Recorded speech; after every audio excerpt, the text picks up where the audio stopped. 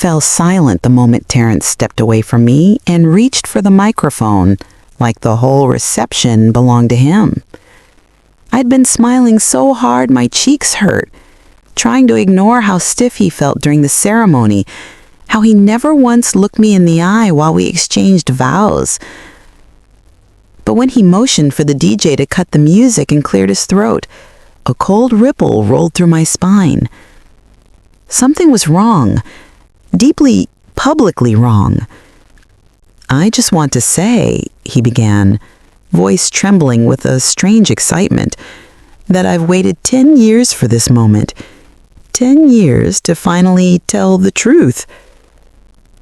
His eyes didn't drift toward me. They drifted past me, past my wedding veil, past the people clutching champagne glasses, past the flowers we'd spent hours choosing. They landed squarely on my sister, Ebony. I felt my heart stop. Before I could process what was happening, the spotlight shifted, illuminating her like some kind of cue had been planned. Ebony's glossy lips parted, and she blinked like she'd been caught off guard, though a part of me noticed, too quickly, that she wasn't moving to shut anything down. She didn't step back, or laugh, or wave him away. She just froze, eyes wide, hands trembling around her bouquet. Terrence breathed out, smiling like a fool. "Ebony, this dance, my first dance as a husband, is for you." The crowd gasped. My fingers went numb. I couldn't hear the soft music starting again because my blood was roaring in my ears. Terrence took a step off the dance floor toward her, toward my sister, while I stood there, still wearing the white dress, the ring, the name, the humiliation dripping off me like sweat beneath the lights. "I've loved you, secretly, deeply, for 10 long years." Someone screamed. Someone else dropped a glass. My aunt covered her mouth. Terrence looked at Ebony like she was a miracle and I was just a placeholder he'd accidentally signed a lease on. Ebony's legs buckled, and she dropped onto a chair, face twisted in shock. "Terrence, stop! Please stop!" she whispered. But it was too soft, too late, too convenient. She looked terrified, but she wasn't denying it. Not fast enough, not loudly enough, not at all. My throat tightened as I stepped toward them, feeling myself come undone in front of nearly 200 wedding guests. My stomach twisted with betrayal, embarrassment, fury so sharp it felt like glass cutting through my ribs. My own sister, the man I had just married, my family staring like they were watching a tragedy unfold exactly as they had expected. That's when I felt something in me snap. Not fragile, not weak, but final. I turned toward the microphone at the head table, my steps slow, steady, fueled by a cold clarity I didn't know I had. My father, Otis Washington, sat there smugly, hands folded over his enormous stomach, eyes narrowed like he was already judging how I'd react. He wanted me quiet. He wanted me obedient. He wanted me grateful I'd even been given a wedding. I tilted my head, studying him, and spoke into the mic, my voice slicing through the room.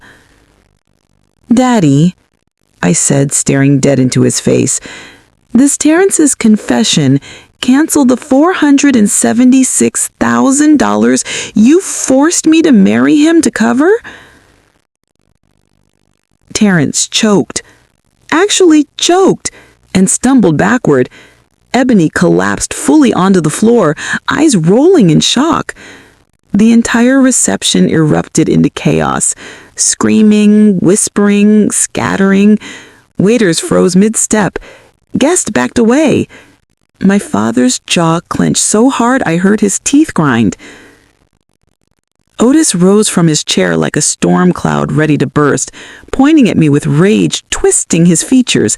"You ungrateful girl," he hissed. "We will discuss this at home, not here."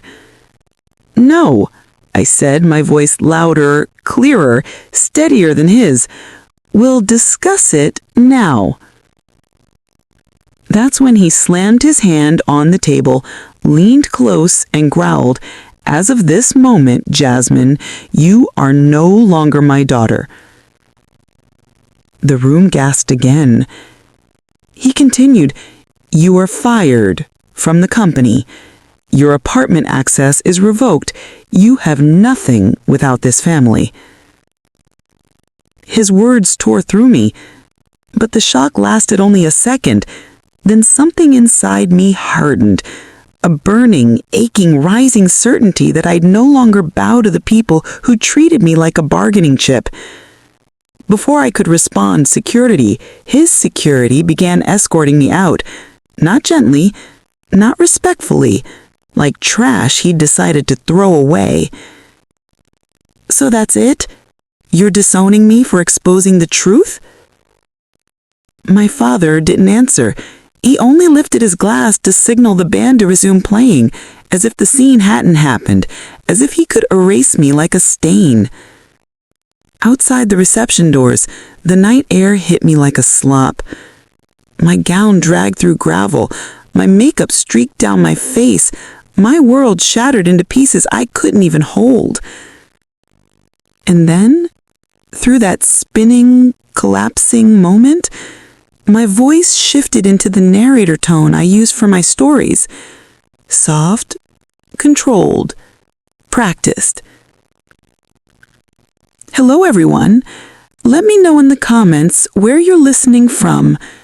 Don't forget to subscribe and hit the like button. Enjoy the story." But inside, I was trembling, breath shaking, heart bruised in places I didn't know it could hurt. My life had just detonated in front of a crowd, and I had no family, no job, no home. Yet something told me this wasn't the end. It was only the beginning. Aunt May lived on the far edge of the city, past the cracked sidewalks, past the boarded-up corner store, past the places Daddy always called beneath our family, as if money made him holy. By the time I reached her house, still in my wedding dress, shivering from cold and humiliation, I felt like the world had wrung me out and thrown me aside. My phone was buzzing nonstop with calls I refused to answer. My father, Ebony, unknown numbers from the reception. Even Terrence tried. All of them were blocked before the third ring. Aunt May opened her door before I even knocked. She must have seen me through the window, saw the torn train of my gown, the mascara streaks running down my cheeks, the shoes I'd kicked off halfway down the street because I could barely breathe in them. She pressed a hand to her chest, her eyes widening. "Lord have mercy. Jasmine?" she whispered. "Baby, come in." I collapsed into her arms like a child, shoulders shaking, breath jagged as she guided me inside. The warmth of her little shotgun-style house wrapped around me like a blanket I didn't deserve. She didn't ask a single question until she sat me on her old couch, the same one I'd slept on when Mama died 14 years ago. "What did Otis do?" she said finally, her mouth tight in that way that told me she already suspected everything and worse. I told her. All of it. Terrence's announcement, Ebony's stunned collapse, my father's threat, the disowning, the firing, the apartment lockout. I spoke the words like they were ashes on my tongue, bitter and dry. And the whole time, Aunt May watched me with a face that slowly shifted from concern to fury to something like heartbreak. When I finished, she leaned back, arms crossed. "I knew Otis would ruin you one day," she murmured. "But your sister, Ebony? I didn't think she'd ever stoop that low." I wiped my face. I was nothing but good to her, nothing. I covered for her, helped her, defended her. "That's your problem," Aunt May cut in gently. "You were raised to give everything, even to people who deserve nothing." I swallowed hard, staring at the floor. "He said I was no longer his daughter." Aunt May let out a sharp laugh. "Good. You deserve better than that man's kind of fatherhood." Then she sighed, rubbing her temples. Baby, there's something you need to know. Something I should have told you years ago, but your mama wanted it kept quiet until the time was right. My head snapped up. What? Aunt May stood, pacing a little. That debt Otis forced you to marry Terrence over? That was not Terrence's debt. The room froze around me. My breath stopped. Aunt May continued, carefully, like she knew her words might shatter me. It was Ebony's. She's been gambling for years. Otis covered it up. Big amounts, Jasmine. Tens of thousands at a time. Hundreds. And when it reached $476,000, he panicked. He needed a way to settle it without ruining Ebony's reputation. My nails dug into my palms. He used me? I whispered. He sacrificed you. She corrected. I leaned back, staring at the ceiling, feeling something burning hot and poisonous crawl up my spine. So he threw me into a marriage with a man who loved my sister just to clean up her mess? Aunt May nodded slowly. You were always the reliable one, the fix-it child, the one he knew would obey. I shook my head, tears blurring my vision. I can't believe it. Oh, I believe it, Aunt May said. I've seen Otis cover up a lot of things you don't know about, things your mama tried to expose before she died. I lifted my eyes to her, heart pounding. What things? Aunt May hesitated, then walked to her hallway closet. She rummaged through old boxes, shifting photos, papers, and a folded quilt, until she pulled out a small metal tin. She carried it to me with both hands, almost ceremonially. This is the key to your mama's sanctuary apartment. I froze. My mother had a sanctuary? She rented a place nobody knew about, not even Otis. She'd go there when she needed quiet, or when she needed to document what she found at the company. My pulse thudded in my ears. Document? Aunt May nodded. Your mama was smart, too smart. She knew Otis was up to something foul long before he admitted it to anyone. She wrote everything down. She hid ledgers, receipts, notes, everything. I closed my fingers around the key, feeling its weight like destiny pressing into my palm. And she wanted me to have it? I whispered. She told me, Aunt May said softly, that if anything ever happened to her, or if Otis ever turned on you, give you the key. Those words sat heavy between us. Anything ever happened to her, Otis turned on you, both had happened. Aunt May placed her hand over mine. Go there, Jasmine. Tonight, you'll find what you need. I nodded slowly, chest tight. I don't know what I'll find, but I know I have to go. Aunt May paused and whispered, Baby, prepare yourself. The truth is never gentle. I stood, wiping my face, tightening my grip on the key. Something inside me had shifted, not broken, but awakened. If my family wanted me destroyed, they should have finished the job, because now I was walking toward the truth they feared most. I turned toward the door, but as my hand touched the knob, Aunt May called after me. And Jasmine? Yeah, I said without turning. And when you open that apartment, don't go in expecting to come out the same person. The chill that ran through me was deeper than any wedding night humiliation, deeper than betrayal, deeper than anger. Because somehow, I already knew she was right. I stepped outside into the night and headed toward the sanctuary that held my mother's secrets, pulsed in my bones like a warning, because I had no idea that what waited behind that apartment door would unravel everything I believed about my family, my past, and my mother's death. The sanctuary apartment sat on the top floor of a crumbling old brick building across town. One of those places people walked past without noticing, like it had faded into the background of the city long before I was born. The elevator was broken, so I climbed 6 flights of narrow stairs, each step echoing in the silent hallway like the building itself was holding its breath. My wedding dress was bundled in my arms now. I had changed into an old pair of sweats and a jacket Aunt May had given me. Still, I felt exposed, like every crack in the walls could see the mess I had become. When I reached the door, the key Aunt May gave me trembled in my fingers. The metal felt cold, old, like it had been waiting for this moment. I pushed it into the lock, turned, and heard a soft click, as if the apartment recognized me. The door swung open. I stepped inside. For a moment, I couldn't breathe. It wasn't an apartment. It was a time capsule. My mother's handwriting filled sticky notes on the walls. Her favorite sunflower curtains hung over the windows. Her perfume, jasmine and sandalwood, still lingered faintly in the air, as if she had walked out only moments ago instead of 14 years. The furniture was neat, but papers were everywhere. Folders on the table, notebooks stacked on the couch, receipts pinned to a corkboard. A sense of meticulous purpose hung over everything. "Mama," I whispered, feeling the ache bloom in my chest. "What were you doing here?" I stepped toward the table and saw a thick ledger lying open. The date on the top page was from the year she died. My hand shook as I ran my fingers over the ink, reading line after line of transactions. Food donations, orphanages, tax deductions, spoiled inventory, false disposal claims. My breath hitched. My father had been donating spoiled food to orphanages, rotten canned goods, expired meat, spoiled produce, so he could claim charitable tax write-offs instead of paying for proper disposal?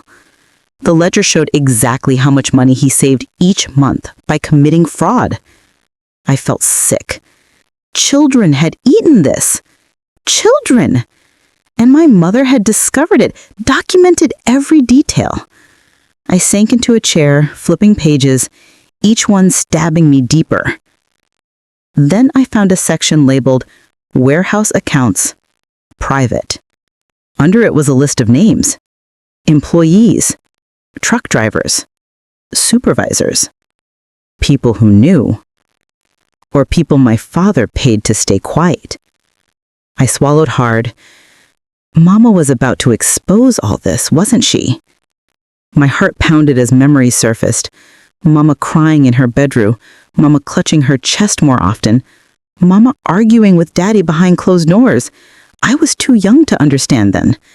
Now I saw it clearly. She wasn't stressed. She was scared. I closed the ledger and leaned back, rubbing my temples, trying to steady myself. My mother had been preparing to blow the whistle. She was building a case. She'd gathered names, dates, dollar amounts, photos, everything. I stood, scanning the room again. And that's when I noticed the coat hanging by the door. One I remembered. Mama used to wear it during the winter, a long charcoal wool coat with a faint wine-colored lining. Curiosity tugged at me. I reached for it, running my hand along the inside pocket, and felt something. A lump. I pressed my fingers around it, then carefully slid out a small diary diamond-packed burgundy leather. My heart hammered as I opened it. The first page read, "If anything happens to me, it won't be an accident." My knees buckled and I sat quickly before they gave out. I flipped through page after page, each entry more damning than the last. Mama wrote about Ebony's gambling, how she feared Ebony would ruin the company. She wrote about my father's cover-ups, how he manipulated accountants and lawyers to hide his crimes. She wrote about his temper, how she had begun to fear him. She wrote about arguments they'd had in the car. She wrote that she believed Otis was capable of letting her die if it protected the company. My blood ran cold. The final entry shook me the most. Terrence came by today. He was nervous, too nervous. Said something about a deal. Ebony's gambling again. Otis is panicking. I think something terrible is going to happen. Then the last page. If anything happens to me, tell Jasmine the truth. She's the only one who will fight for what's right. Ebony? Ebony is too deep in it. She will lie to protect him. She always has. I shut the diary slowly, staring at the wall. My breath came in shallow gasps. My father and Ebony didn't just hide things. They didn't just lie. They had let Mama die. My chest tightened so painfully I had to stand and pace the apartment.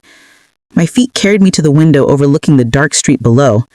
I pressed my hands against the glass, shaking with rage, grief, and a conviction so fierce it felt like fire in my veins. They killed her, and then they built their lives on top of her grave. A knock sudden and sharp rattled the door, pulling me from my thoughts. My pulse jumped. I hadn't told anyone I was here. I backed up slowly, clutching the diary to my chest, mind racing. The knock came again. "Jasmine," a voice whispered. "It's me." I froze. It was Marcus, the warehouse foreman. A man I trusted. A man Mama trusted. I exhaled in relief and opened the door slightly. But the look in his eyes made my stomach flip. Guilt, fear, and something like desperation. "I need to talk to you," he said quickly, glancing over his shoulder. "Your father? He knows you're here." My heart dropped. "What? How?" Marcus swallowed hard. "He has people everywhere. Look, let me in. I can help you." Something felt off. His voice was too shaky, his eyes too restless. But fear clouded my judgment and I opened the door wider. He slipped inside quickly and closed it behind him. "What did you find?" he asked, breathless. Why?" I stammered. "What does it matter?" Marcus stepped closer, lowering his voice. "Because Otis is offering a promotion for anyone who brings him whatever your mother left behind." My breath stopped cold. "You didn't come to help me," I whispered. His jaw clenched, eyes shifting toward my bag, the bag holding Mama's diary. "That promotion could change my life, Jasmine," he said quietly. "I'm sorry." He lunged. I backed away, heart pounding, clutching the diary as panic surged through me. I ran for the bedroom, slamming the door and locking it just as he crashed against it with his shoulder. "Jasmine," he shouted, "don't make this hard." My mind raced. I needed help. I needed someone who hated my father as much as I did. And only one name came to mind. Malik. I didn't sleep. I didn't even pretend to. I sat in Aunt May's guest room, wrapped in a quilt that smelled like lavender and cedar, staring at the cracked ceiling until sunrise. My mind kept replaying the moment Otis tore my job, my home, and my identity away from me like they were replaceable trinkets. By the time Aunt May shuffled into the room with a mug of peppermint tea, my eyes felt like sandpaper. She didn't knock, she didn't ask. She simply handed me the cup and sat on the edge of the bed. "You're too quiet," she said. "What am I supposed to say?" "That you're angry, or scared, or ready to burn the whole thing down?" I stared at her. "You think this is funny?" Aunt May shook her head. "Nothing about this is funny, but I do think you're stronger than what they tried to make you." I opened my mouth to argue, but she held up her hand. "Jasmine, your daddy didn't disown you because you did wrong. He disowned you because you stopped letting him use you." I swallowed hard. "Then why did he use me in the first place?" Aunt May let out a long, shaky breath like she'd been holding it for years. "Because he knew you wouldn't fight back." Heat rushed to my eyes. I took a sip of the tea to hide it. Aunt May leaned forward, voice low. "Your mama didn't raise you to be anyone's pawn, and she sure didn't raise you to carry Ebony's sins." I froze. "Ebony's what?"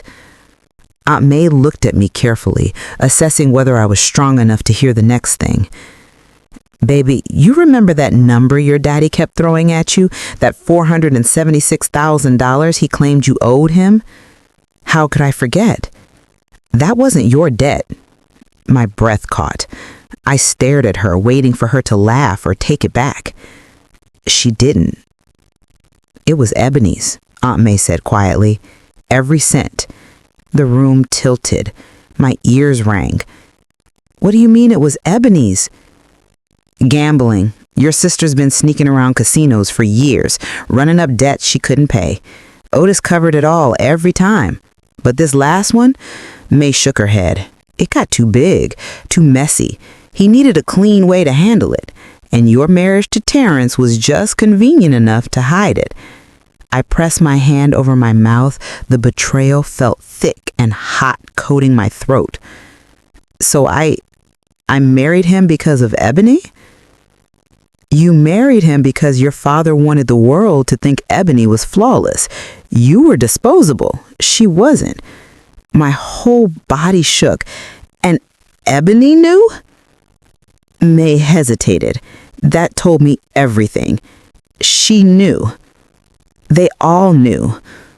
A coldness spread through my chest, sharp and unforgiving. They let me give up my life to save her reputation? Yes, Aunt May said softly, and they counted on you never learning the truth. I stood up too fast. My head spun. I need air. Then take this, May said. She reached into her sweater pocket and pulled out a silver key on a chain. The metal glinted like a secret. Your mama's sanctuary apartment. She kept it hidden from Otis. I'm the only other person who has ever known about it. I stared at the key as if it might burn me. Why give it to me now? Because you're about to walk through a very ugly truth, and you'll need a place they can't reach. I clutched the key tightly. Where is it? I'll drive you. Aunt May wanted to talk during the ride, but I couldn't. My mind was too full. Memories of Ebony's smug smile, Otis's cold glare, Terrence's cruelty at the wedding. Everything was clicking into place in ways I never wanted. The sanctuary apartment was tucked behind an old brick building downtown, hidden behind vines and an iron staircase. The door was unmarked. A single brass C was carved in the frame. Coretta, I whispered. Aunt May nodded. Your mama was smart. She knew Otis would try to control everything, even her safety, so she made one space that was hers alone. She handed me the key. My hand shook as I slid it into the lock. Inside, the air smelt like jasmine oil and old books. Sunlight poured through tall windows, hitting the soft blue furniture and shelves filled with binders and locked drawers. My heart clenched. It felt like my mother's voice still lived here. It's all yours now, May said. Look through everything. Understand what really happened. I turned to her. What do you mean, what really happened? May hesitated again, the same way she had before revealing Ebony's debt. Just look, she said. You'll see. Then she left me alone. I walked deeper into the apartment, tracing the wallpaper with my fingers. My mother had decorated each inch with intention, from the hanging ferns to the neatly labeled storage boxes. Something inside me cracked open. Then I noticed it. One cabinet drawer was pulled slightly ajar. Inside was a thick leather-bound ledger, handwritten, meticulously organized. I pulled it out, set it on the table, and flipped it open. My stomach twisted. Every page listed shipments, dates, destinations, and notes. But the product wasn't always what it seemed. Expired goods redirected to orphanages for tax credit? Contaminated batches disguised as donations? Disposal fees avoided? My father had been poisoning hungry children and profiting from it? I slammed the book shut, horrified. Footsteps sounded in the hallway. I whipped around. The warehouse foreman, Rick, stood in the doorway, pale and sweating. What are you doing here? I demanded. His eyes darted to the ledger. I followed you. Otis said you might try something stupid. Get out. But he didn't. Instead, he lunged forward, snatched the ledger from the table, and backed away.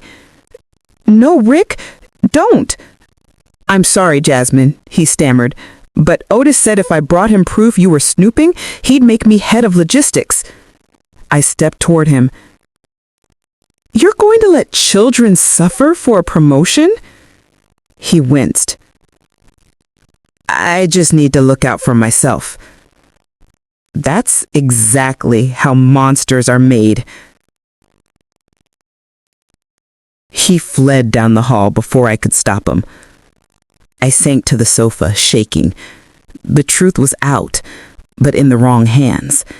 And if Otis had the ledger, he'd destroy it. I needed help. Someone with nothing left to lose, someone Otis had hurt.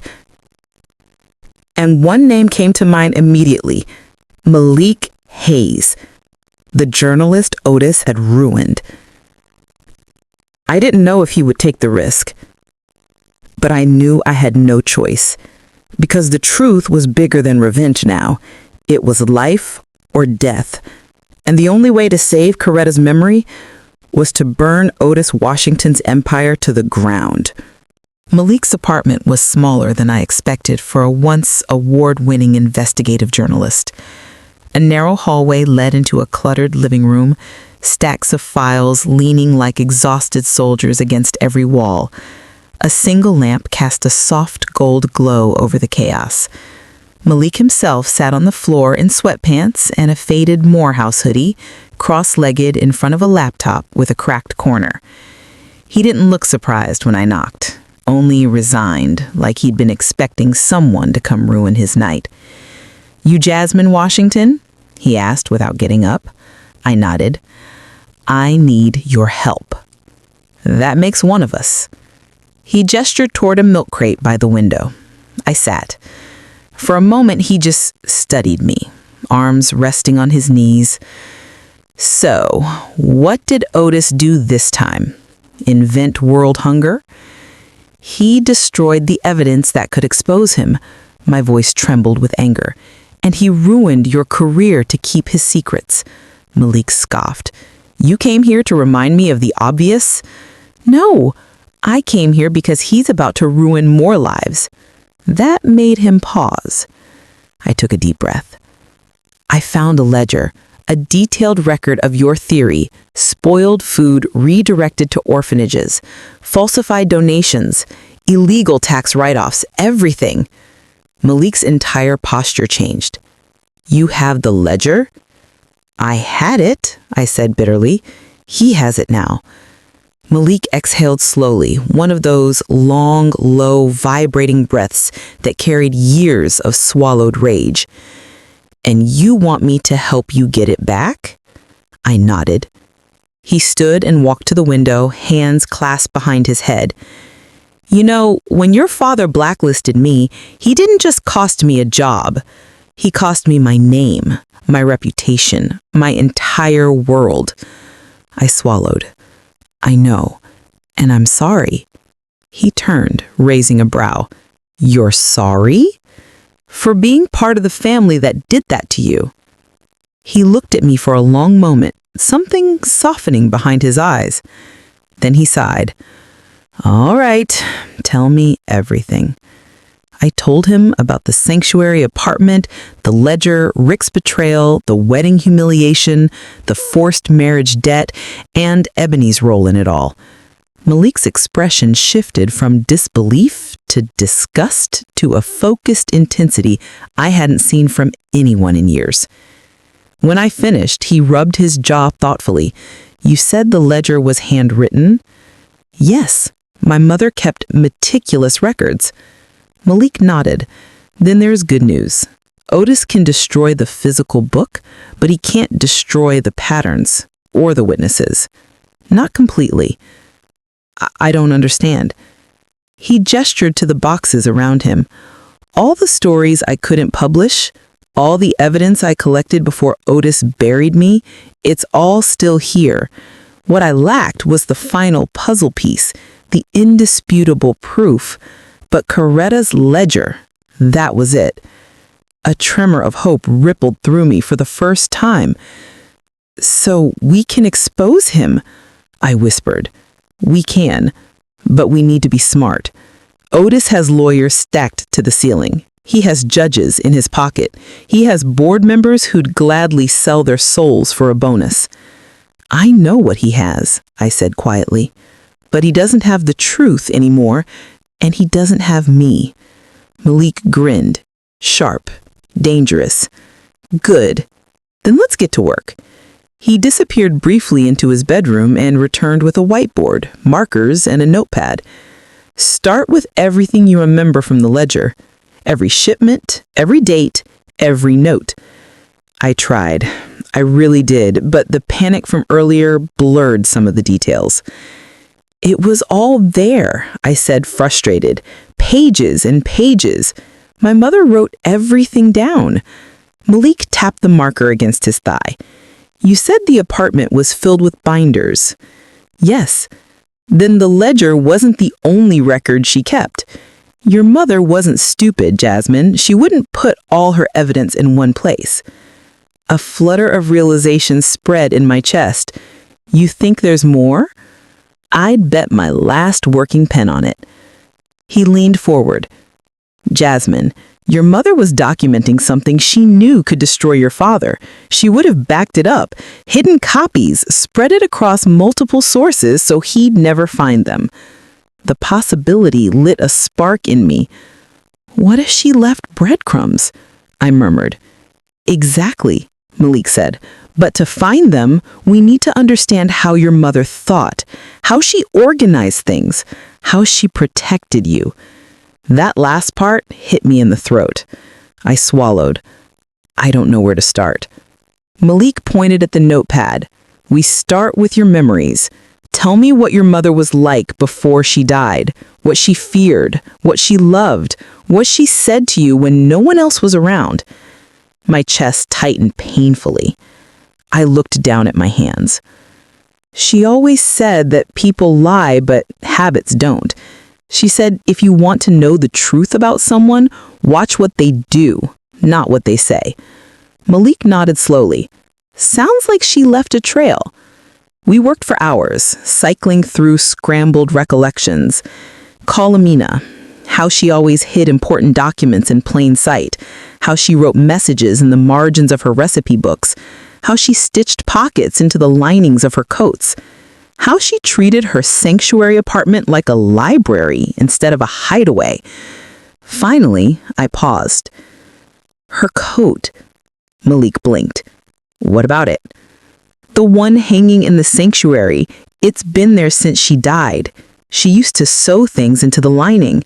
Notes, keys, recipes she didn't want Ebony stealing. Malik stood abruptly. Then that coat might hold everything. I have to go back, I said. He nodded. Tonight. A shiver ran through me. I wasn't sure if it was fear or adrenaline. We drove back in Malik's battered sedan, the city lights streaking across the windshield. My hands wouldn't stop shaking. What if someone's watching the apartment? I asked. They likely are, which is why we're going to park 3 blocks away and take the alley. Comforting. He smirked. I didn't say it would be safe, just necessary. We found the sanctuary building dark and quiet. The vines rustled softly in the wind. The iron staircase groaned under our steps. Inside, the air felt heavier than before, thick with anticipation, maybe even warning. We went straight to the coat rack. There it was. My mother's long navy pea coat, still smelling faintly of vanilla and bergamot. My hands trembled as I reached for it. Ready? Malik asked. I nodded. He pulled out a small pocket knife and carefully opened the inner lining. A folded piece of paper slipped out. Then another. And another. We unfolded them one by one on the kitchen table.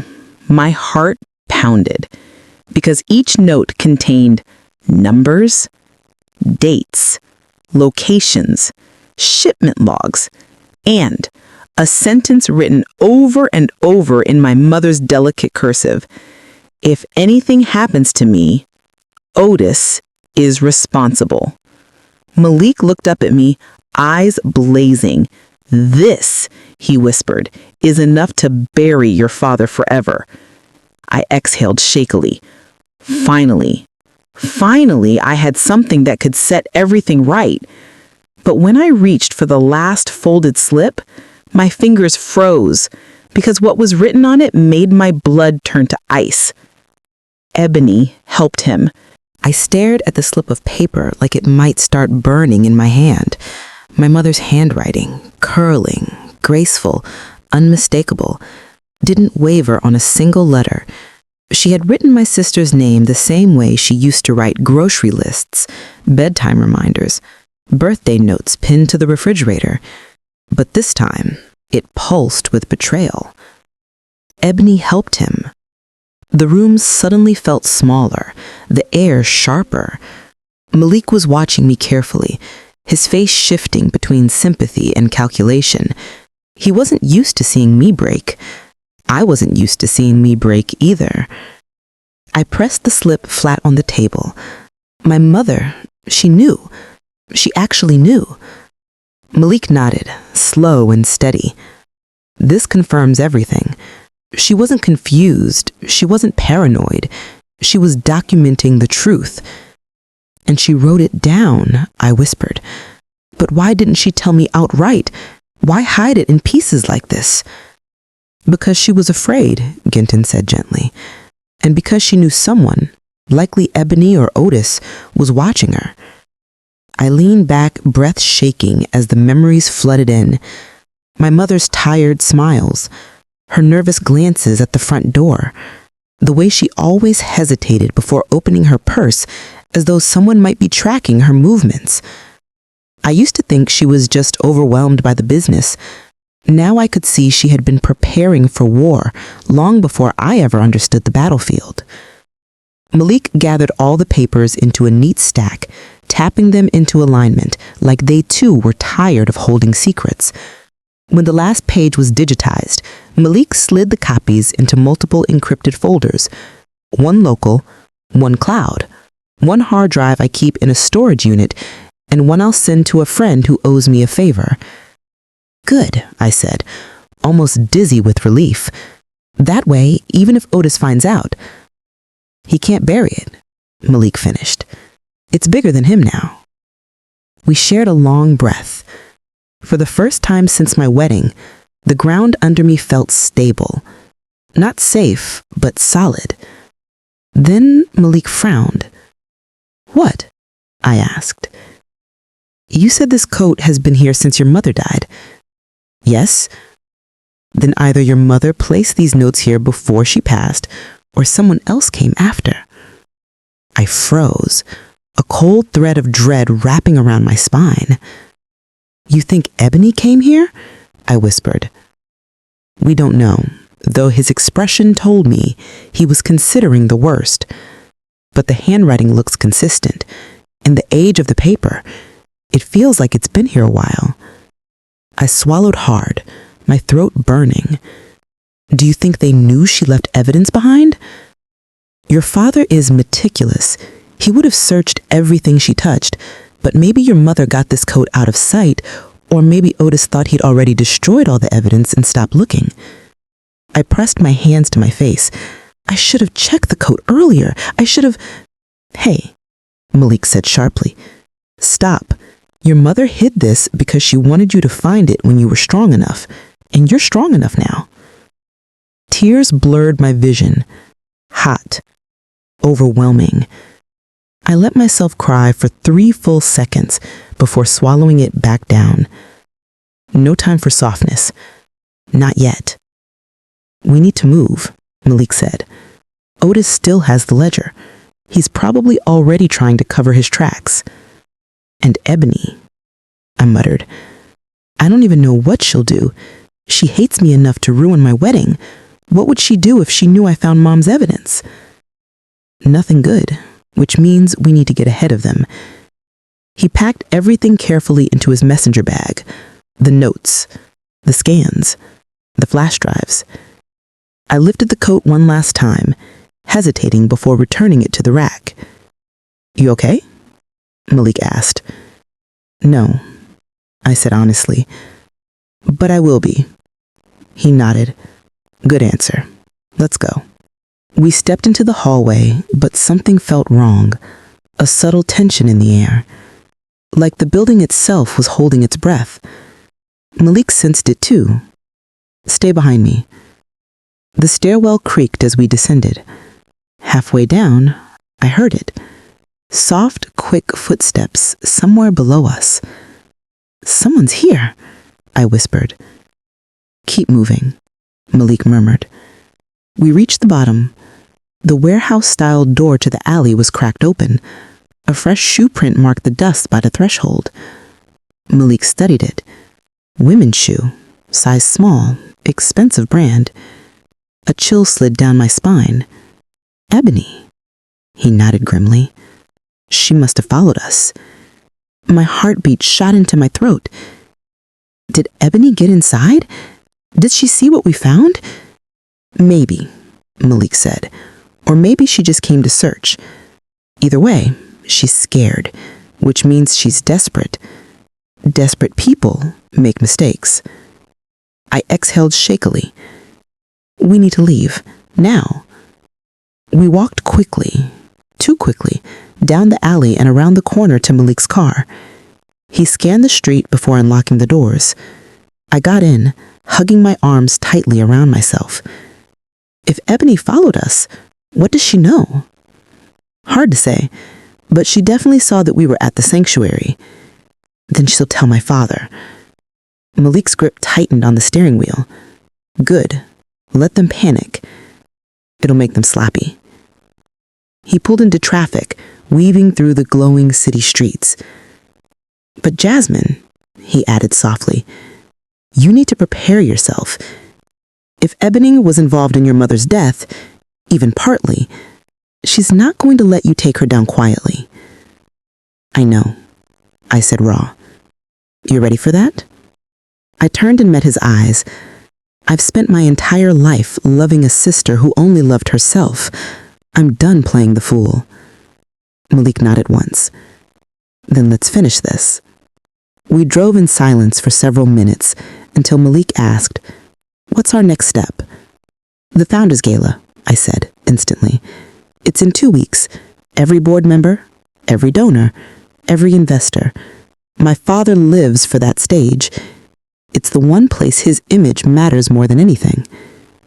And you want to confront him publicly, Malik said. Not just him, I said quietly. Ebony too. Terrence too. All of them.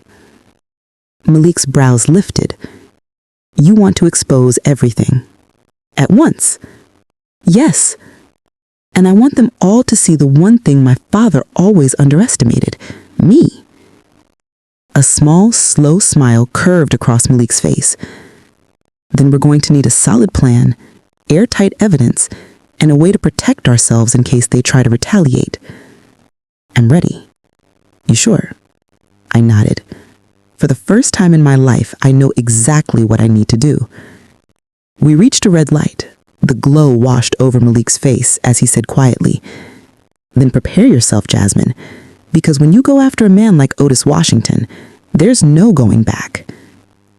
I don't want to go back, I whispered. I looked out at the city, bright, trembling, alive, and felt a fire rise inside me.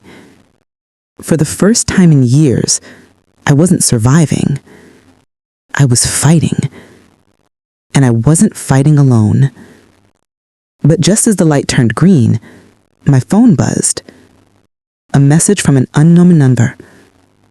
You should stop digging before you end up like your mother. For a long moment, I couldn't breathe. The text just sat there on my screen. Black letters, white background. A threat so blunt, it felt cold.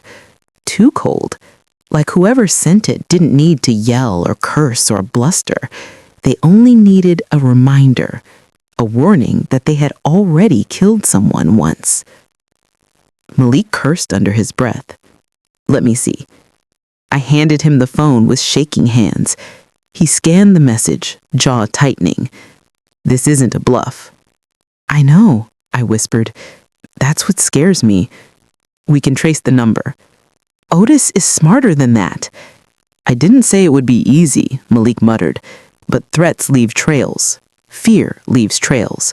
The truth leaves trails, and they're slipping. I stared out the window as Malik drove. Everything outside felt unreal. The streetlights smeared into gold lines. The people on the sidewalks looked like silhouettes. The city hummed like a heartbeat I wasn't sure belonged to me anymore. I thought I had prepared myself. I thought discovering the papers and the coat was the worst of it. But this? Someone was watching us. Someone knew where we were, what we were doing, how close we were getting. Someone knew I wasn't just a problem. I was a threat. Malik pulled into a dimly lit parking lot behind a laundromat. He killed the engine and turned toward me. You need to hear this, Jasmine. When you decide to expose powerful people, truly expose them, there will always be danger. And this message, it means one thing. I waited. It means you're on the right trail.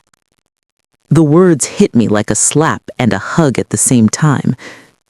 But they killed my mother, I said, my voice breaking. They let her die. And if I push too hard, they won't hurt you, Malik cut in. Not if we make ourselves impossible to silence. How? By going public. The moment we're ready. By gathering enough evidence that if anything happens to you, the truth still comes out. Otis built an empire on intimidation. You beat a man like that by making it impossible for him to erase you. I swallowed, the fear hardening into something sharper. Then we keep going. Malik studied me for a long moment, then nodded. All right, first we put distance between us and this car. If Ebony or someone else followed us, they may have placed a tracker. My stomach dropped. You think they're monitoring where we go? I think Ebony has enough reason to panic, and panic makes people bold. We got out and walked fast toward a busier street. Malik kept glancing behind us, scanning shadows, reflections, movement. I clutched the messenger bag, holding my mother's notes. When we reached a crowded diner, Malik pushed open the door. Warm air, grease, and the smell of frying onions enveloped us. The neon lights flickered over cracked vinyl boots. It was the kind of place no one important would ever think to look for us. We slid into a booth in the back. A waitress poured coffee without asking. Malik leaned in. We need to outline our plan for the Founders Gala. I nodded, pulling the bag onto my lap. I know who needs to go down. My father, Ebony, Terrence. They all played a role in stealing from the orphanages, in covering up the fraud, and in killing my mother. And we need evidence against each of them. Yes. He pulled a notepad from his coat. Let's break it down. He wrote names. Otis, Ebony, Terrence. Under Otis, I listed tax fraud, food donation scam, ledger tampering, threats, conspiracy. Under Ebony, gambling debt, colluding with Dad, wearing my mother's necklace the day she died, being present when Mom collapsed, knowing she needed her medication, lying about the debt. Under Terrence, marriage coercion, financial fraud, taking money from Otis, humiliating me publicly, participating in cover-ups. But the last line under Ebony made my stomach twist. Complicit in Mom's death. I froze. Malik noticed. You okay? No, I said, but keep going. He added arrows connecting every name to the company's operations, showing how each contributed to the scheme. It looked like a spiderweb of cruelty. Every line, every arrow, leading back to one central point. My family. My blood. Malik tapped the center. The gala is perfect for this, but you're not going there with a speech. You're going there with a bomb. What kind of bomb?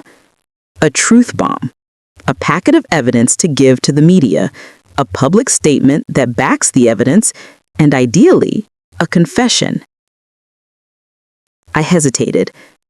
Ebony won't confess. Not yet. But guilt makes unstable people unravel when the lights hit them. I thought about Ebony on my wedding day, her laugh too loud, her smile too bright, her eyes refusing to meet mine after Terrence declared his love for her. She wasn't stable. She was spiraling. "What if she breaks?" I asked. "She will," he said simply. "All we need to do is push." I pressed my hands together. And Terrence? He's the weakest link. He'll fold the moment there's pressure. A sudden buzzing interrupted us. My phone, again. My breath stopped. But this time, it wasn't a threat. It was a photo.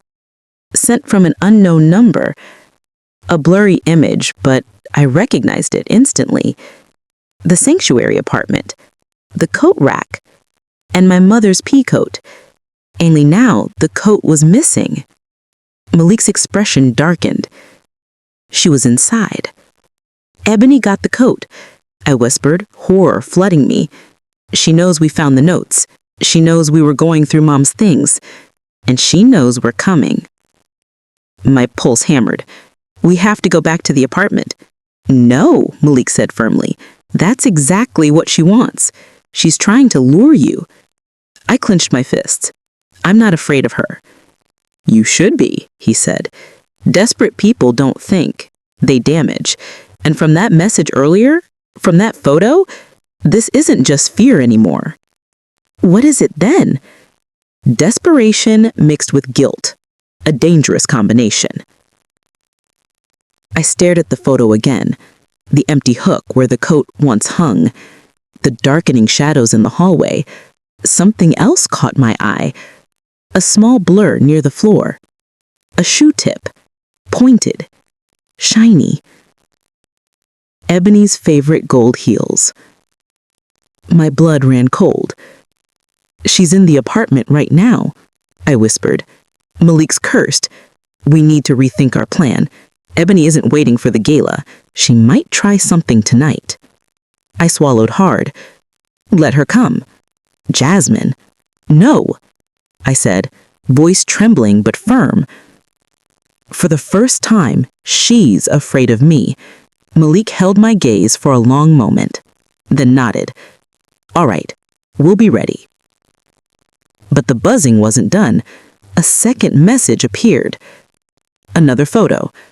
This one sent from much closer. It was the window of Malik's apartment. The curtains partially open. A silhouette in the glass. Watching. Following. Waiting. "Oh God," I breathed. "She's tracking us." Malik's jaw locked. "Then we only have one option." "What?" "We strike first." I wondered as I paced the length of the sanctuary apartment whether I had ever truly known a single person in my family. Every discovery was a new wound. My father's schemes, Ebony's hidden sins, the lies that had shaped my entire life without my consent. But nothing prepared me for what I found next. After staring at the photo of Ebony wearing our mother's sapphire necklace, her favorite necklace, the one that mysteriously vanished the day she died, I couldn't shake the feeling there was more hidden in this apartment. Aunt May had said it was Mom's place of refuge, a place where she stored the things she couldn't trust anyone else with. It only made sense she would have kept her most important truths here. I started digging again. Cabinets, drawers, shelves, empty. Then I opened the cedar coat closet and caught the faint scent of jasmine and old leather. Mom's coats hung there, untouched for over a decade. I reached for the long navy trench coat she used to wear every winter. My fingers traced the lining, and that's when I felt it. A strange stiffness under the fabric near the hem. A hidden pocket. My breath caught. I tugged gently and a small slit opened, revealing a thick, weathered notebook. The leather cover was cracked, corners softened from years of use. My mother's handwriting was embossed on the first page. "For my daughters. If anything happens to me, look here." My stomach twisted. I sat on the floor and forced myself to read. The further I turned the pages, the colder I felt. At first it was simple entries, Concerns about the declining quality of products in the warehouse, moral conflicts over business decisions, hints of a growing tension between her, Otis, and the board. Then the entries sharpened. Mom had discovered everything. The spoiled inventory being redirected to orphanages, the forged disposal logs, the fake tax write-offs, the bribes. She confronted my father about it. She begged him to stop. She threatened to expose the operation if he didn't. And Ebony? Ebony had known. Mom wrote full pages about Ebony's strange behavior, the secrecy, the sudden loyalty to Otis, the whispered arguments between them when they thought she wasn't listening. But the final pages tore me apart. My mother wrote that she feared for her life. She wrote that she found her heart medication missing twice. She wrote that Ebony stayed overnight in the house 2 days before she died, the same night the medication suddenly resurfaced. She wrote she believed Otis was trying to silence her, and that Ebony had become his accomplice out of fear, greed, or both. Her final entry was the most damning of all. If I die, it will not be an accident. It will be because Otis and Ebony refused to give me the medication I needed. They want to protect the company. They want to protect themselves. If this reaches my daughters, please let Jasmine know I always believed she was the one with the good heart. I stared at the diary until my vision blurred. Every part of me trembled. My mother had been murdered, and the killers were my own father and sister. I didn't know how long I sat there frozen. Eventually, the numb shock cracked into something sharper. Not anger, not grief. Something colder, heavier. Determination. They had taken everything from me. They had taken everything from her. And now, finally, I had proof. I grabbed my phone and called Malik. He answered immediately, voice breathless and hoarse. "Jasmine, are you safe?" "No," I said, "but I'm going to fix that. I found my mom's diary." Silence. Then a low, incredulous whistle. "Does it?" "Yes, it says exactly what we feared." He cursed under his breath. "Then we don't have much time. Otis still has friends in high places, and once he figures out what you're doing, he'll try to make you disappear just like he did to me, just like he did to her." "He's about to lose everything," I whispered, "but I need your help." "You have it, whatever you need." I exhaled shakily. "Meet me at the sanctuary in an hour. We need a plan, a real one, something he can't bury with money or influence." On my way. We hung up, and I clutched the diary to my chest. My mother's words felt warm against my skin, like she was standing beside me, guiding me toward the truth she never lived long enough to reveal. But as I set the book down, something caught my eye, a folded slip tucked deep in the back cover. A receipt. From the week she died. For a sapphire necklace cleaning. The same necklace Ebony wore in the photo. A cold realization struck me. Ebony had been there that day. She had taken the necklace off my mother's dresser, and she had lied about everything. I stood up. The sanctuary that once felt comforting now felt like a war room, and I was ready for battle. The Founders Gala was coming in 2 weeks. Every important figure tied to my father would be there. Every board member, every investor, every person he had manipulated for years. If I wanted justice, real, public, irreversible, that was the place to strike. I slipped the diary into my bag and locked the apartment behind me. For the first time in my life, I didn't feel like the disposable daughter. I felt like the storm coming. Malik arrived at the sanctuary apartment right on time, stepping inside with the cautious tension of someone who had learned the hard way not to trust walls, doors, or silence. When he saw the diary on the table, he didn't speak. He just sat down slowly, like the weight of everything finally made sense. "You read it?" he asked. I nodded. All of it. "And Ebony?" "She was involved," I whispered, the words burning my throat. Mom wrote that she helped him, or at the very least, she knew. She took the necklace the day Mom died, Malik. She was there. His jaw clenched. "Jasmine, This is bigger than corruption. This is homicide. I know. He glanced at the diary again. And Otis? The food fraud? The spoiled donations? He did it all, I said. He let people suffer so he could get tax write-offs. He sacrificed Mom. And then he sacrificed me to save Ebony. My entire life has been collateral damage for their sins. For a moment, neither of us spoke. The room felt too still, like the air itself was bracing for what came next. Finally, Malik leaned forward. We're not letting him bury this.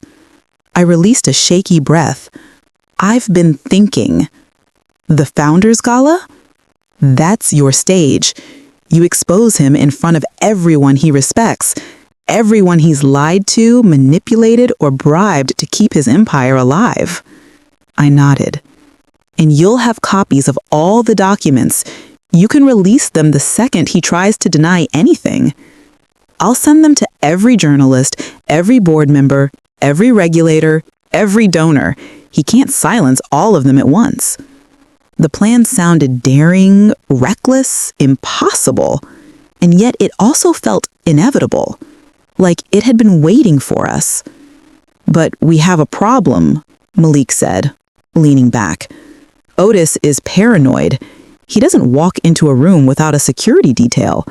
If he suspects you know anything, he'll make you disappear before the gala. He won't suspect me, I said firmly. Not yet. He stared at me. You think you can fool him? I grew up fooling him. He's never looked at me long enough to know who I actually am. That got a small, humorless laugh from him. Fair. We spent the next 2 hours mapping everything on a whiteboard in the sanctuary office. Dates, names, evidence lists, timeline of events. The diary was the centerpiece, but we needed more. Paper trails, warehouse logs, shipping records, emails, testimony. Thankfully, Malik had been investigating Otis long before I ever arrived at his door. Otis ruined my career. Falsified evidence against me, told the paper I fabricated a story. I lost everything trying to expose him. So I collected every shred of information I could before they fired me. Then why didn't you publish it? Not enough proof, he said. And no whistleblower brave enough to come forward. He met my eyes. Until now. A chill shot through me, but not of fear, of clarity. I wasn't just fighting for myself anymore. I was fighting for my mother, for the orphanages, for every person Otis had harmed while pretending to be a pillar of the community. As Malik uploaded copies of the diary to multiple encrypted drives, I walked into the living room and stared out the window.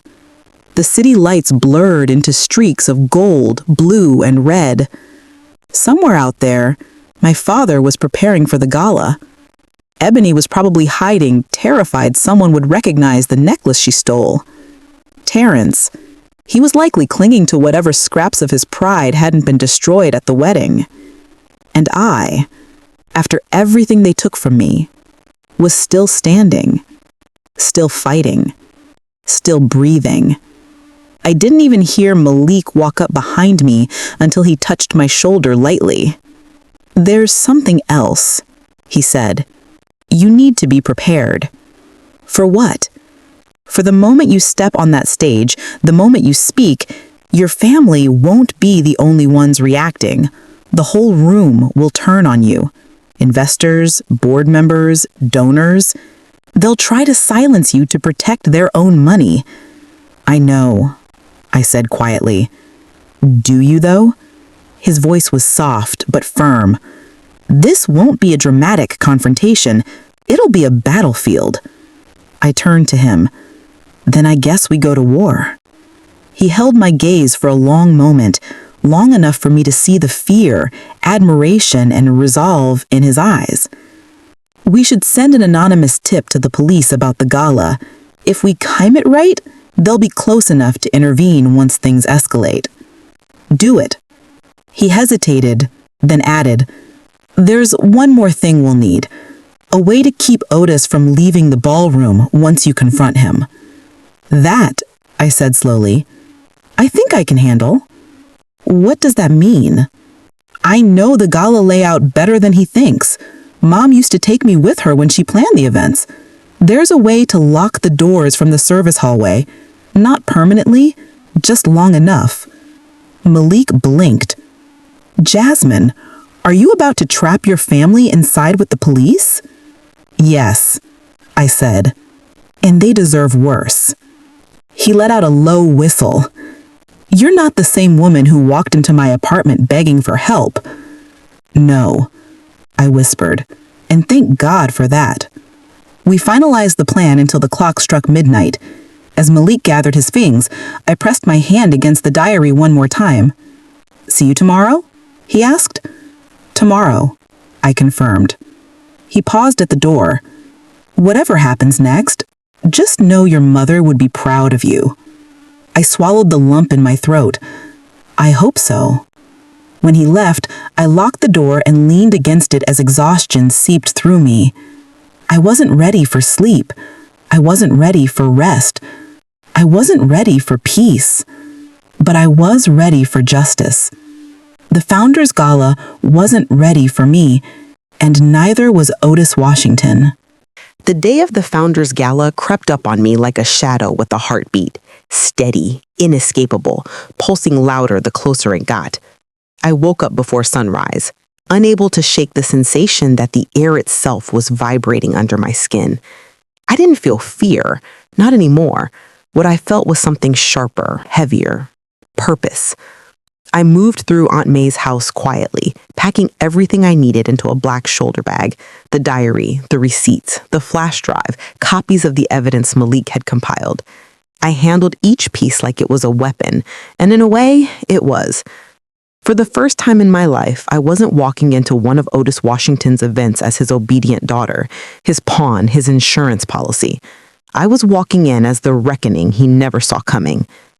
I showered, dressed, and stood before the mirror, staring at the woman looking back at me. My hair was twisted into a sleek bun that framed my face like a crown.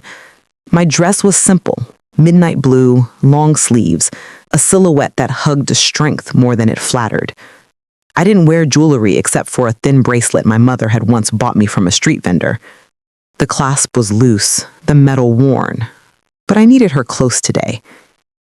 Your mother would love that dress, Aunt May said softly from the doorway.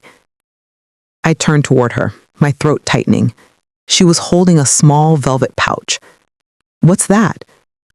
Something Coretta meant for you, she whispered, pressing it into my hand. She gave it to me a month before she died, told me not to give it to Ebony. She didn't explain why. I didn't question it. My heart thudded. Inside was a pair of sapphire earrings, small, delicate, unmistakably matching the necklace Ebony stole. Mom wanted me to have these, I said. Aunt May nodded.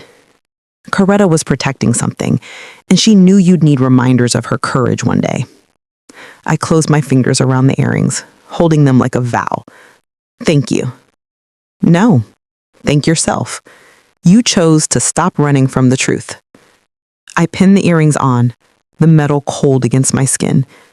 They steadied me somehow. When I stepped outside, the morning air felt crisp, almost cleansing, as if the universe itself was exhaling with me. Malik picked me up at 8 a.m., wearing a dark gray suit and the expression of a man preparing for battle. Ready? He asked. No, but I'm going anyway. That's the right answer. During the drive, we reviewed everything again. Timelines, exits, security positioning, copies of the documents. Malik was calm in that quiet, calculating way of his, but I could see the tension in the way he drummed his fingers against the steering wheel. You don't have to walk onto that stage alone, he said. I can stand beside you.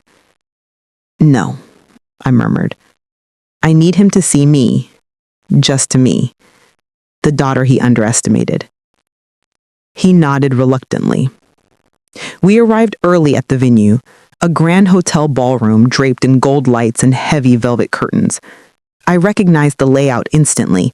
Same stage, same chandeliers, same tables.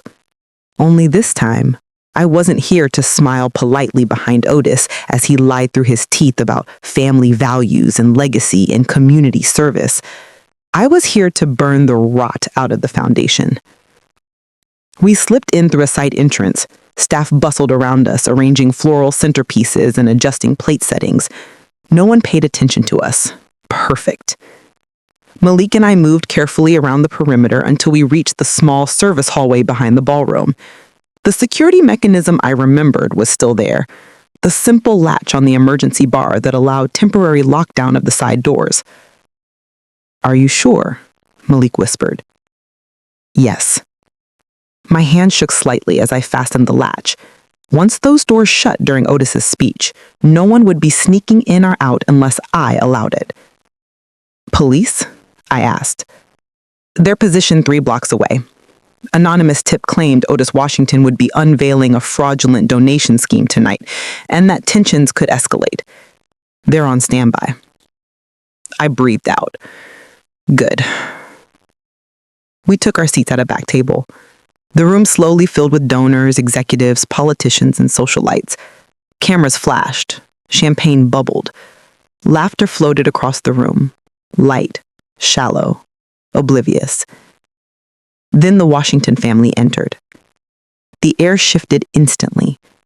Otis walked in first, wearing a deep navy tuxedo and the smug confidence of a man who still thought he owned every inch of the world he stepped on.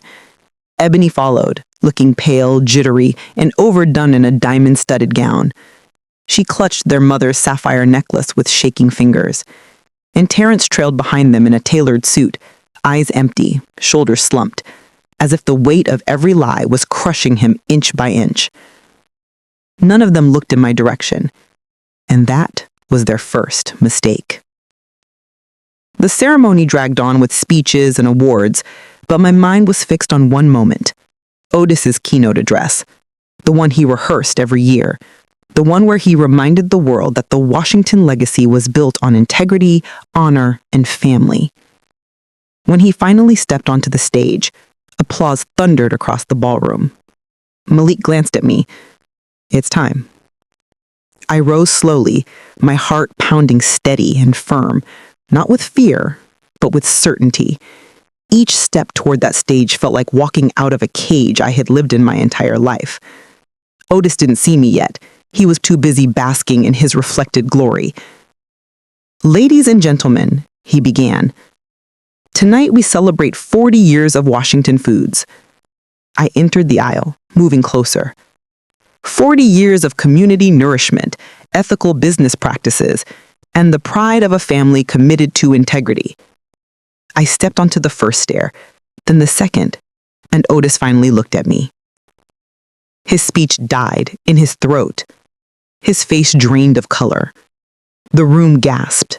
As I climbed the final step and walked directly toward him, I held the diary in my hand, and he knew exactly what it was. Before he could speak, before I could open my mouth, a single, staggering, strangled cry tore across the room. "No! Don't let her say anything!" It was Ebony's voice, and every head turned toward her as she stumbled forward, trembling violently, clutching the sapphire necklace like it was choking her. Her breakdown was beginning, and the whole room froze. For a moment, the entire ballroom stopped breathing. Ebony's scream cracked through the air like lightning splitting a quiet sky. People jerked in their seats. A few stood. Glasses clattered against tables. The orchestra fell silent mid-note, leaving a hollow stillness that made the panic in her voice echo 10 times louder. Ebony staggered toward the stage, her heels scraping loudly against the polished floor. Her eyes were wild, glassy, unfocused, feral. She clutched our mother's sapphire necklace like she was afraid it might leap off her neck and testify on its own. "Don't let her talk," she screamed, pointing a shaking finger directly at me. "Daddy, stop her! Stop her!" Otis froze, and for the first time in my entire life, I saw fear. Not anger, not manipulation, not calculation, but genuine, bone-deep fear in his eyes. I stepped forward, diary in my hand. My voice came out low and steady. "What are you so afraid I'll say, Ebony?" Ebony let out a hysterical laugh that sliced the air. "Jasmine, please, just go home, please. Don't do this here." "Why not?" I asked. "Seems like the perfect place. All the people Dad pretends to care about are right here. The ones he lies to, bribes, manipulates, and poisons with his spoiled donations." People gasped, heads snapped toward Otis. And that was when he snapped. "Jasmine, enough." His voice dropped to a deadly whisper, the kind he used when he was seconds away from slamming a door or slapping a hand across a table. "You don't know what you're talking about." "I know exactly what I'm talking about, and so does Ebony." All eyes turned to her. Ebony shook her head violently. "No, I didn't mean to. I didn't think." Her knees buckled. Two donors near her reached out, but she pushed them away, stumbling back toward the front row. "Ebony," I said gently, "you can keep pretending, or you can tell the truth.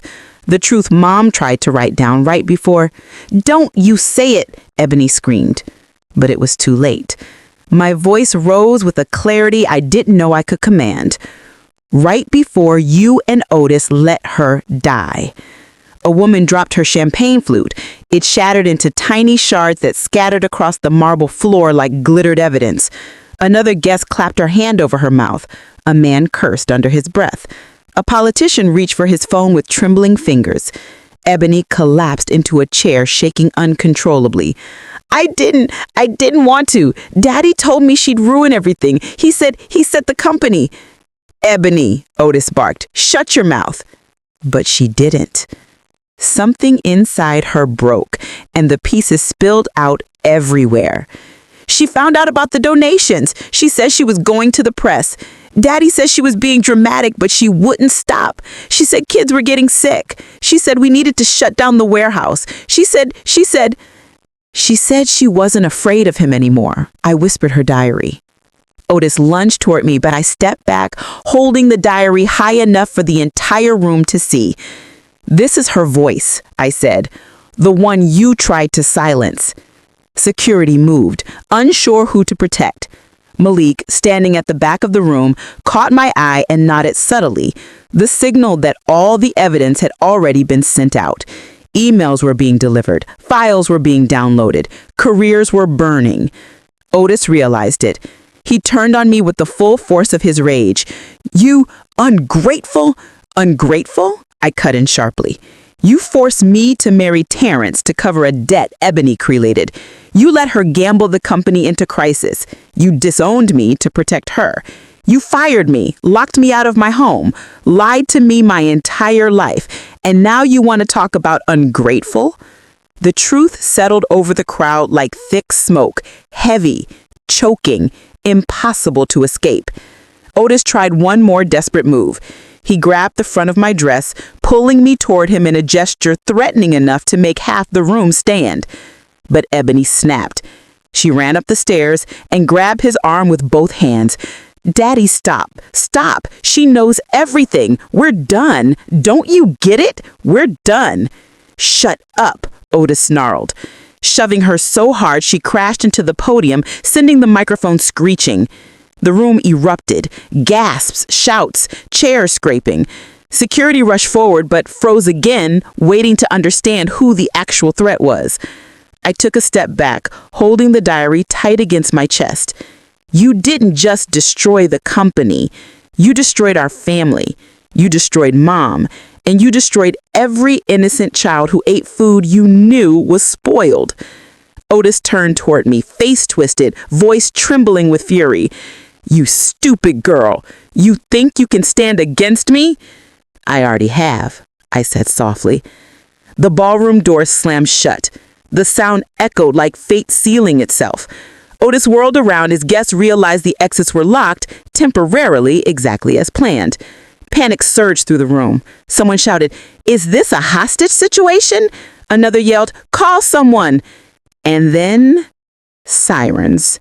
Distant at first, growing louder. Flashing blue and red lights strobed through the frosted windows. Ebony dropped to her knees, sobbing uncontrollably. Terrence, who had been silent the entire time, finally found his voice. "Otis, Nan, you gotta hide something, do something." Otis rounded on him. "Shut up, you useless, embarrassing." Terrence backed away, his hands up, his face pale. "I didn't sign up for murder." "You didn't sign up for anything except being their puppet," I said coldly. Then the police burst in through the main entrance because Malik had unlocked that door at that exact second. Officers flooded the room. "Otis Washington, Ebony Washington, Terrence Brooks." Otis tried to run. Ebony tried to faint. Terrence tried to lie. But Justice didn't care about any of that. Otis was tackled first, cursing violently as officers pinned him down. Ebony screamed as she was handcuffed, mascara streaking her cheeks. Terrence babbled excuses until they cuffed him too. The room watched in stunned silence, and I stood there holding the diary, not trembling anymore, not afraid, just relieved. As Otis was dragged past me, he snarled, "You'll destroy me for this." I leaned close enough where only he could hear. "You already did," I whispered. "I'm just rebuilding without you." His eyes widened. For the first time, he understood he had truly lost. I stepped away. Ebony sobbed harder when she saw me. Terrence avoided my gaze entirely. The sirens faded as officers escorted them out, but the room stayed silent, waiting, watching, wondering what I'd do next. And tomorrow, when the dust settled, everything in my world would change again, but not the way they planned. 6 months later, I walked through the doors of the bankrupt family company with a sense of ownership I had never felt before. The lobby smelled faintly of polished wood and lemon cleaner, nostalgic yet unfamiliar. I paused for a moment, letting the silence of the empty office sink in. Coretta's Products. I had renamed it after my mother. The name alone was a promise that no child would ever suffer from Otis's greed again. Malik was beside me, carrying a stack of folders filled with the final reconciliations and operational plans. "Are you sure you want to take the first step today?" he asked, scanning the empty office. "It's still fragile.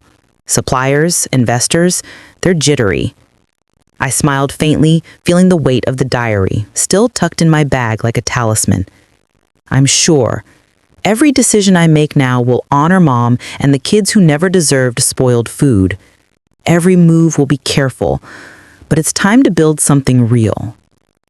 We spent the morning reorganizing the office. Letters went out to orphanages my father had wronged. Checks were sent to cover damages and losses. Coretta's Products wasn't just about profit. It was about redemption. And with every phone call, every email, every shipment scheduled, I could feel the tide turning. Terrence's probation meant he was still out in the world, but he had no sway here. Ebony and Otis were behind bars, their faces etched in my memory every time I looked at the security monitors. Justice hadn't erased the pain, but it had balanced the scales. And for the first time, I didn't feel powerless. Sitting at my new desk, I opened the diary one last time. My mother's words seemed to leap off the page now, infused with meaning I had been too young, too naive, or too scared to grasp before. She had left a trail of truth, not vengeance. She had left me the tools to right her wrongs, and I had used them. Malik came over with a cup of coffee and leaned against the edge of my desk. "You look different," he said quietly, "like you've finally taken your life back." "I have," I admitted, glancing around at the empty office that would soon hum with staff, orders, and life. "I don't just survive anymore. I create, I protect, I fight for what matters." He smiled. "And you did it all without losing yourself. That's rare." "Not without help," I said, letting the first real smile creep across my face in months. "You helped me, Malik, but this is mine." The sound of the office door opening startled me. I looked up to see a young woman carrying a folder of letters. She glanced at me nervously. "Ms. Washington?" "Yes," I said. We're from the orphanage. We received your donation. We just wanted to say thank you." I felt a lump form in my throat. "You don't need to thank me. I just want to make sure no child goes hungry because of greed ever again." She nodded, tears brimming in her eyes, and left quietly. I sat back in my chair and allowed myself a rare moment of satisfaction. This was the payoff. Not revenge, not public humiliation, not money. Real change, real justice, real healing.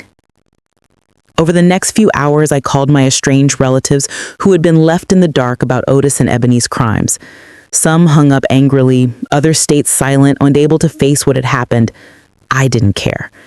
My focus was on Coretta's products, the orphanages, and making sure the truth stayed alive. By evening, Malik and I walked through the warehouse, checking inventory and operational systems. The smell of clean metal, fresh produce, and promise filled the air. We stopped at the loading dock, looking out over the city skyline as the sun dipped below the horizon. "Do you ever think about the past?" Malik asked softly. "I do all the time, but I don't dwell. I learn. I use it. I keep moving forward." He nodded, smiling faintly. "And what about the people who betrayed you?" I said they got what they deserved. The law, the truth, exposure. They're behind bars or they're powerless. That's enough. The city lights flickered to life, painting the streets below like strands of gold and silver. I felt the weight of my mother's legacy and my own choices settle together in a steady rhythm inside me. This was my moment. Not stolen, not borrowed, not manipulated, mine. I turned to Malik. "It's time to make this official." Official? Yes. Coretta's products will be fully operational next week. All the orphanages will get support, and every penny made will honor Mom. He raised his eyebrows. "You're really doing this?" I promised her, and I always keep my promises. As the evening shadows deepened, I finally felt a sense of peace. Not the naive, blind peace I had once sought in my father's approval, not the fleeting, temporary peace of denial. This was earned, carved out from betrayal, pain, and injustice. I placed my hand on the diary one last time, closed it, and tucked it safely into the drawer. I whispered a quiet thank you to Mom, to myself, and to every child who would benefit from our fight. And then I stood tall, ready to lead, ready to rebuild, ready to shine in a world my father had tried to poison but could never destroy. If you learned something new from my life story, please like this video, subscribe for more stories like mine, and comment down below where you're watching this video from. I'd truly love to know.